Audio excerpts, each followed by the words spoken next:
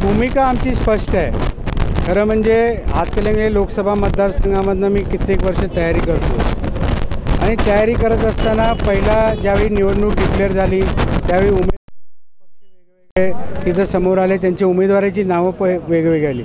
परंतु आत्ता जर हातकणंगले लोकसभा मतदारसंघाची जर आपल्याला निवडणूक लढवायची असेल आणि मोदींचं जे स्वप्न आहे की विकसित भारत, डेव्हलप भारत, सगळ्यांच्या कामाला सगळ्यांसाठी जो भारताचं स्वप्न मोदी साहेबांनी बघितलं आहे, तो जर विचार पुढे घेऊन जायचा असेल तर आपल्याला सुद्धा या ठिकाणी मैदानात उतरायला पाहिजे।